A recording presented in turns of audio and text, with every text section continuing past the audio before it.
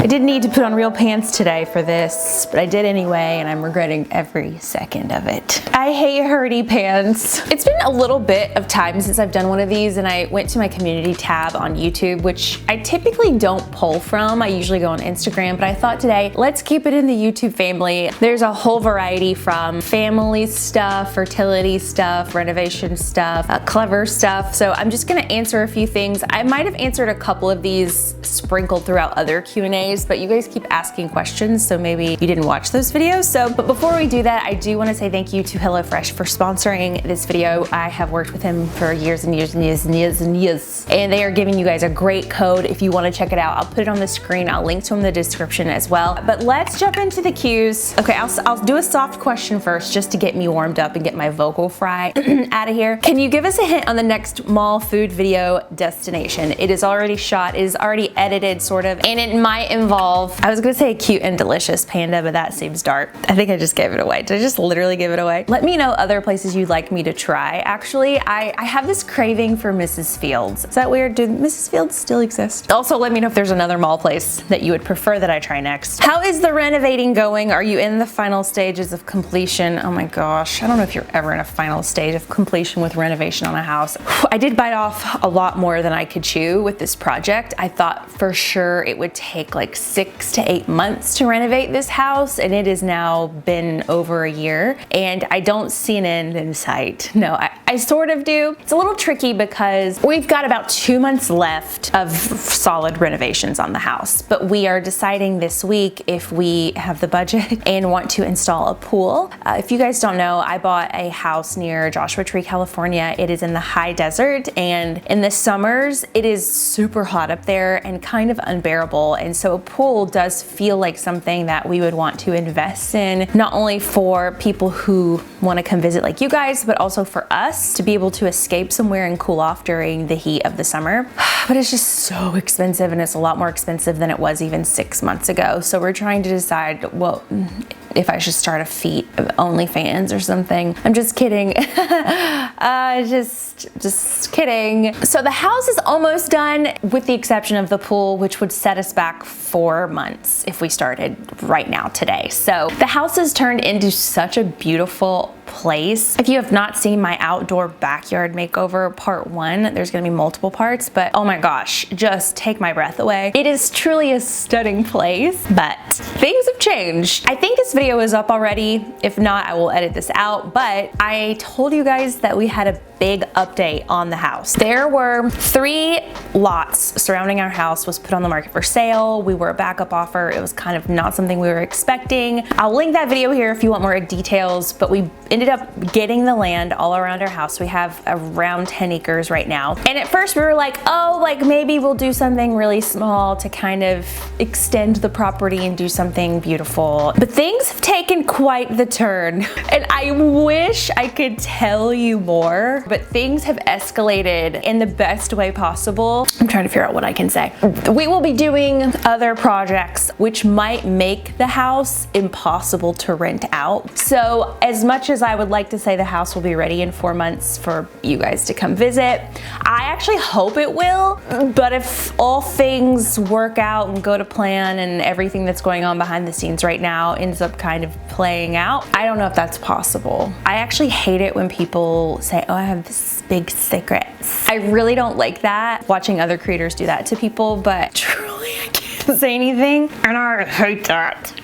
But just know there are a lot of exciting, amazing things going on at this property that I had really never even imagined were possible when we bought this house a year ago. Where do you really plan being in 10 years? Do you think you'll still be doing YouTube or maybe another platform? Gosh, that is so hard to say because 10 years ago, this platform barely existed. So who's to say what's gonna happen in 10 years? I have lots of dreams to run and own a couple of different businesses. I'm working on a few things things behind the scenes that I think would be something I'd be doing in 10 years. When kids and family come along, I do think things might change a little bit for my priorities, but I'll always be making content. I might even be making content for other people at some point. I love what I do. I love video creation. I love producing. I don't foresee this ending, but it might look different and might be in a different capacity in 10 years. What is your favorite and least favorite part of YouTube? I think my favorite part of YouTube is that you can actually monetize and have a lot of control over your income. Although you don't really have a lot of control over your income, it's much more lucrative than a platform like Instagram or TikTok. So I do feel like you're running a little bit of a small business by having a YouTube channel, and I love that about it. My least favorite part about YouTube is that you don't really have true insight into how you can be doing better as a creator. There are lots of analytics that are helpful. There are some strategies that do work, but at the end of the day, there is still a lot of trial and error for every single channel. And I wish there was like one person at YouTube that you can contact for every single person who has a YouTube channel. That's not humanly possible, but having someone to go, hey, why didn't this work? Is it the title? Is it the thumbnail? Is it the description? Am I doing the tags wrong? Blah, blah, blah. It would be lovely to have that access for everyone. So that's the challenging part. But I've been doing YouTube on my own for 5 years now, almost 5 years. I can't even believe it. It feels like yesterday that I was working at that other company that shut down, Defy Media, shut down the doors. Everybody was like running like wild animals in the office. It was the most insane time of my life. That feels like yesterday. I think there's still a lot of residual trauma lingering from the chaos that went down with all of that. But it's been 5 years since I've been doing this on my own. And you guys, the day that I uploaded my first video on my YouTube channel 5 years ago, I clearly had been on YouTube for a long time with the company that I worked for, but I was not an editor. And I sat on my couch one weekend and downloaded Premiere and taught myself Premiere by myself. And pretty much every video you've ever seen on this channel, I've edited, with the exception of maybe like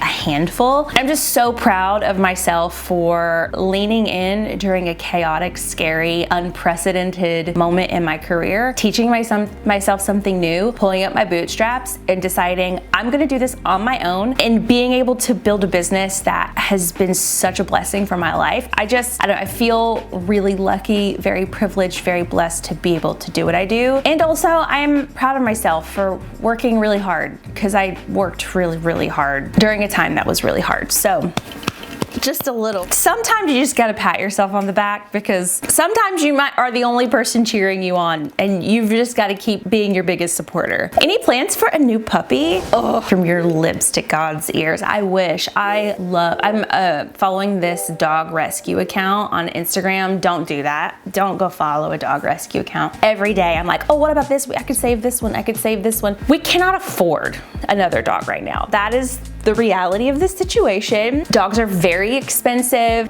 We had a vet bill for Benji last year that was $10,000. We luckily did have pet insurance, but they're not cheap. They're a lot of work. 2 would be amazing and fun, but I think I've got enough going on. And I think you guys only see like 25% of what I have going on in my life, but adding another dog into that, I don't know if I could make it through. They're cute though, I wish. Are you still going to do your vlog channel? Can you give us Amazon must-have? Okay, a couple of different things here. I do have a vlog channel. I have not been uploading on it. It was my goal this year to actually start uploading on it again, because I love my vlog channel. But you guys know the last couple of years have been really hard. It's like the worst time of my life to be vlogging, because I've had so many personal tragedies and health struggles and losses. It's like by the time I get the energy to vlog and I feel excited, something else happened. And it's just, you don't want to be vlogging during some of the worst times of your life. So I wanted to vlog this year. It's still something on my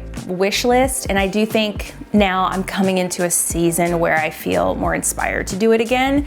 I'll link it below if you want to go follow, you can. It was really my favorite thing to do. So I'm hoping this year we can overcome some things and I'll be more more inspired to vlog. And I'll also link my Amazon store down below with the house.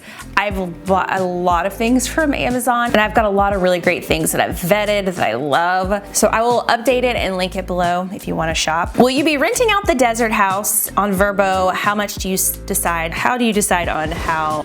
I think it's how do I decide on how much to charge? Quickly before we move on, I really want to tell you guys about HelloFresh. You have heard me talk about HelloFresh many, many times before. I think HelloFresh was one of the very first sponsors that I ever worked with. HelloFresh is a meal delivery service where you get to choose amazing chef curated recipes from their website, and they have so many to choose from, and they will ship all of the ingredients to your door. You do not have to go to the grocery store, which is truly my least favorite place. Matt actually usually goes grocery shopping for us because I hate that place so much. So HelloFresh, I get to skip all of that. There's not nearly as much food waste also, which is what I love, because I don't know about you guys, I'll go to the store, buy a bunch of ingredients, buy more than I need because they only sell it in one big box. Half the stuff goes to waste, and then I've wasted money and I've wasted food, which is not cool. HelloFresh gives you exactly what you need for that recipe, and you also don't have to measure anything. So with your order, HelloFresh gives you step-by-step instructions on how to make every single dish. The recipes are so good. They have recipes for all kinds of, I was gonna say eaters, that's the wrong term, but all kinds of diets. You can order for a serving of 2, or you can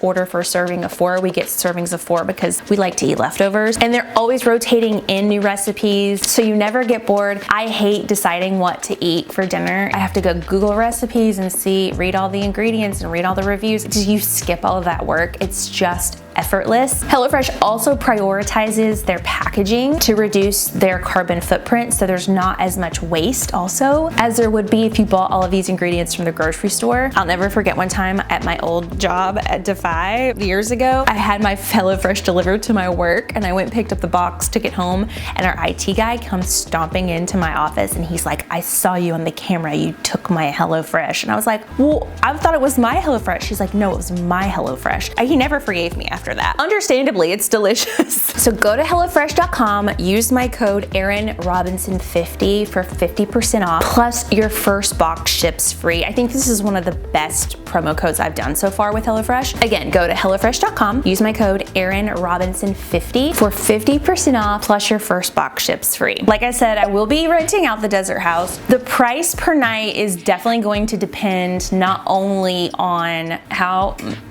much we do to this house. If we add a pool and a hot tub, obviously the rate will be higher. The time of year also changes the prices in that area. A lot of people come during the spring and fall, and the summer not so much, so rates will be a little bit lower in the summer. And it'll also depend on the houses around me that are also renting for guests for vacations. We'll probably try and stay competitive, and the scope of those prices is wide. It goes from like $300 a night up to $1,200 a night if you're staying for like Christmas or New Year's or something. That side of this project is something I haven't spent a lot of time on. I've really just been trying to focus on making the house incredible just for us as a family, because first and foremost, this house is our family vacation home first, and then secondary is renting it for other people to enjoy. So my brain hasn't even gotten there yet, and honestly, with this other project that we're gonna do, I don't even know. I don't even know what we would rent it for such a time as this. I don't even know if I want to rent it. I might even just stay there and move there. Did you put solar panels on the house? No, it's very common out in the desert for people to do solar because energy prices are so ridiculously expensive. It is something we considered. Solar is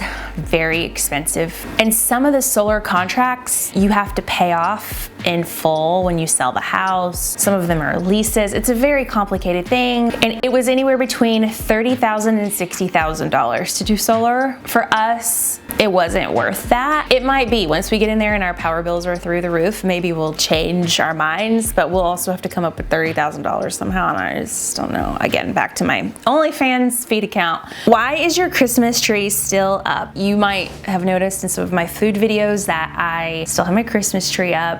It's still right there. I posted about this on Instagram, and I'll try and sum it up here, and I'm not gonna cry, but you know, I lost my mom a couple of months ago, 5 days before Christmas. It was gonna be the first Christmas that I saw her since the pandemic. I hadn't seen my family, and we were gonna have like the best Christmas ever. We were flying Matt's family, or my family, to Matt's family. It was gonna be a big family Christmas together, and Christmas is my favorite time of year, and it was the worst time of my life. And I don't know, when I came home and I saw this tree, your instinct is, okay, it's January, new beginnings, let's start our new resolution list, let's take the tree down and get excited about a new year. And that just wasn't my mindset. When I came home, I was so devastated. I still very much am devastated, but I just didn't have it in me to take it down, because when I put this tree up, it was the last Christmas that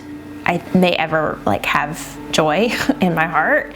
And I feel like taking it down represents like a death of not only my favorite time of year, but you know, losing my mom. I don't know, it's really hard. It's weird because my brain is like, get this tree down, like we gotta move on, you know? But every time I think about, okay, I'm gonna take some time out to take the tree down, I just can't do it. And like I kind of hope and wish that someone would just show up to my house and take it down one day when I'm not here, and then I just never see it go away, because I think the act of taking it down and putting it away is really difficult for me. And then there's a part of me that's like, maybe I should just leave it up all year so that I'll at least have a tree this year, because I'm definitely not gonna want to put it up this year. So I don't know. This is such a weird answer to a question that was supposed to be silly, but grief is weird. It's really hard, and sometimes you just have to have a Christmas tree in your life. That is something that you should be doing, but you can't, because it means more to you than what it might mean to the world. So anywho, let's get back. Enough of that. Have you left clever? Let me dry my tears so it doesn't get confusing. Yes, I haven't been there in over a year now. I think at this point, I renegotiated a contract, and there was miscommunications that happened between folks that are no longer there. And I just decided that I had so much going on in my personal life, and thank God that I did, because there's no way I would have had time to also show up and be my best self in that place with how busy my life is. So it worked out. Go follow them, go follow their channel, continue to support that brand. I mean, I worked there for over 10 years. I helped build the brand in so many ways, and I don't want to see it, you know, fail. I want to see it succeed, and I think the talent there is incredible, and I really want you to support them. So it's not dramatic, but no, I've left clever. I wish them the best. Have you found a surrogate? Matt and I are kind of in the beginning phases of starting our surrogacy journey, which, you guys, takes so much time, so much money. It is a very long process. It is not something that you just can like start. You know, we did do IVF. We do have 4 embryos, and we are desperate to get started. It is a long process, and as soon as I have more information, I would love to share it with you, because the stuff I'm learning is wild and super helpful, and stuff that people don't talk about. I think there's a lot of shame wrapped up in this surrogacy world. I know it's not a process that's for everyone, and it is very involved. But as soon as I have more information about that, I would love to share it with you. And let me know if you have questions about it. You guys know I'm very open talking about that kind of stuff. There were a lot of people asking me about how I'm doing after my mom, and you guys haven't heard me talk about it very much. My videos don't necessarily lend themselves to getting very honest about where I'm at emotionally. I don't think you're ever good after you lose a parent. I think you learn to deal with it, but you're never okay. It's like you're some version of handling it pretty well, and there are certain days where I'm handling it super well, and then there are certain days where it's really hard for me. It used to be a lot more days that were really hard, but now it's less of those really hard days and more kind of like really hard moments sprinkled in. I don't think I'll ever get over it. I'm grateful that my life is so good, and I have such great friends and such great people in my life. and I'm busy, and I have so many amazing things going on in my life that are exciting and like things that dreams are made of, truly. So all of that helps. But yeah, it's been really hard. I mean, it will always be hard, I think. But you know, my mom's story, her purpose on this planet, she won her race. She finished her race. And I woke up today, so I still have a race left. And I have to finish it well and strong and take parts of her with me. Mother's Day is coming up, and it's just a really sucky day for me and for so many different reasons. So it's like a little hard right now. Ugh. And I'll like go from this to watching a TikTok that makes me laugh until I pee my pants. Grief is so weird. I'm as good as can be expected. Okay, well, that wasn't gonna be that like that. It was supposed to be a lot more buttoned up, lighthearted. I had committed to no tears going into this. I had committed to, you know, positivity. But you know, life is just not always that way. So it's a very real Q&A. Let me know if you have any follow-up questions down below. I'm happy to continue the convo in the comments. Please subscribe if you're here. I'm really, really excited about what's to come. I think there's a lot of fun and exciting stuff going on, and I'm just really happy to be able to share this crazy wild life with all of you. Thank you so much again to HelloFresh for sponsoring. Again, I will put my code on the screen. I'll link to them below. They're one of my favorite partners, so definitely click. Get yourself some HelloFresh. You won't regret it.